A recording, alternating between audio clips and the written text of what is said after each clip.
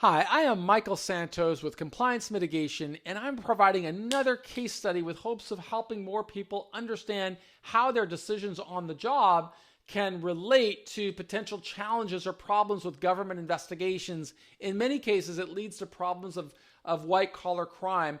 Our business really works with a lot of people who get charged with those types of crimes, and we want to help them get a lower sentence. But through this work, we find out how many people in business make decisions on the job that can expose them to problems. And so we want to really help people get that training before they get into any problems at all. Today we're going to learn about Stiefel Laboratories. It was a big privately held pharmaceutical company that later got sold.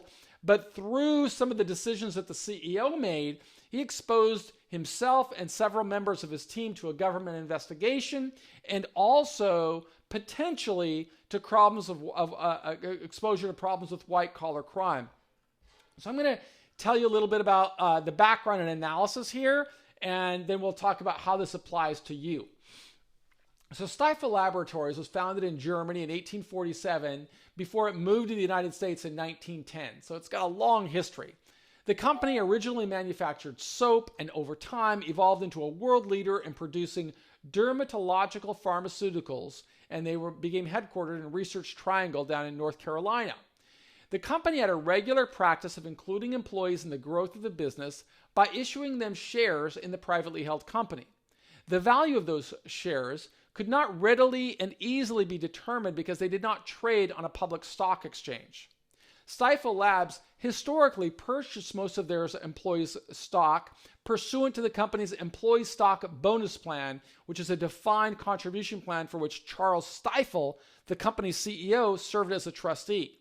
The plan called for the engagement of an independent third-party accountant to perform an evaluation of Stiefel Labs' stock each day, and that way they could establish the repurchase price that the company would pay at the end of every year. Well, from around the mid-2000s, Stiefel began receiving unsolicited offers to sell his company. While the company did not entertain the offers at the time, what we learned is that those offers provided a much higher valuation for the company. The company never disclosed that information of those offers to the third-party auditor, and so the employees didn't know the true value of their equity holdings.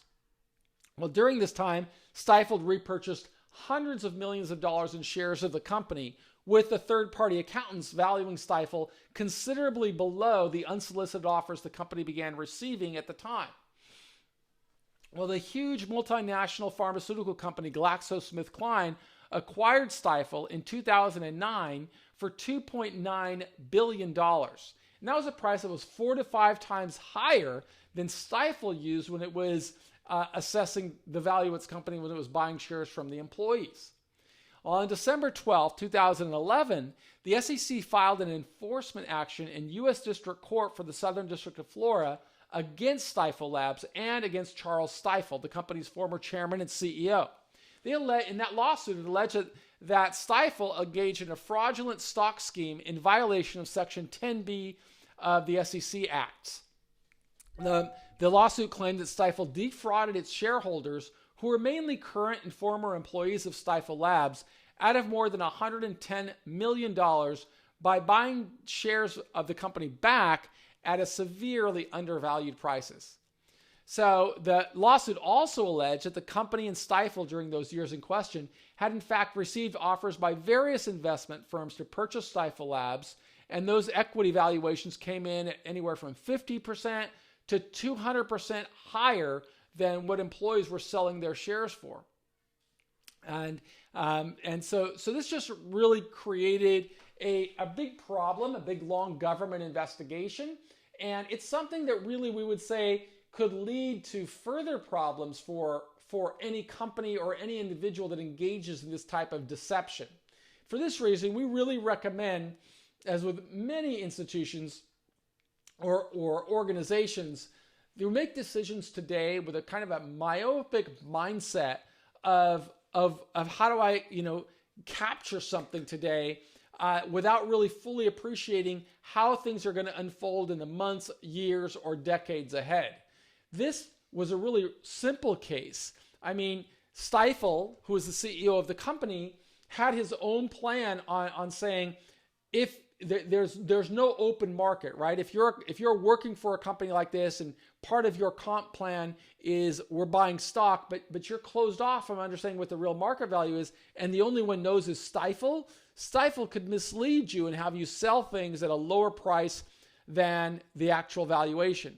But of course, all that became public when GlaxoSmithKline offered $2.9 billion, and that price was like $68,000 a share, is what they accepted. But he was buying shares at $13,000.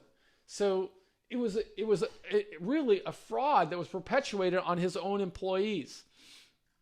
A compliance program should protect against this kind of thing by having really clear policies of how a company makes decisions, what it's doing, and why. And it should all be diagrammed out, and everybody should know about it. That level of transparency is what can stop a government investigation from ever getting off the ground. And you really want to make sure that you don't get involved in them, because as soon as a government investigation starts, every person in the company is vulnerable. When government investigators come ask questions, you're either going to be a witness to the investigation, a subject to the investigation, a target of the investigation. None of it is good, because you generally want to have an attorney present. It's costing you money. Better to learn about all of this before the problem happens. Our team at Compliance Mitigation has a deep breadth and depth of experience because we interview so many people who go into investigations. And in fact, every member of our team has gone through an investigation. And so we can look at this from a more disciplined eye of understanding, what can I do to mitigate these problems? What can I do to ensure nobody on my team gets involved in these problems? But if somebody does, do I have policies in place that qualify for leniency? And this is at every stage of the proceedings.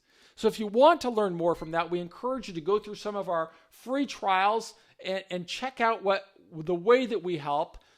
You will learn about white-collar crime. You will learn about deferred prosecution agreements, and you can learn what you can do today to present yourself or lower the risk levels of having a problem. Our model, we did the time, so you won't have to. I am Michael Santos with Compliance Mitigation, and we are here to serve you.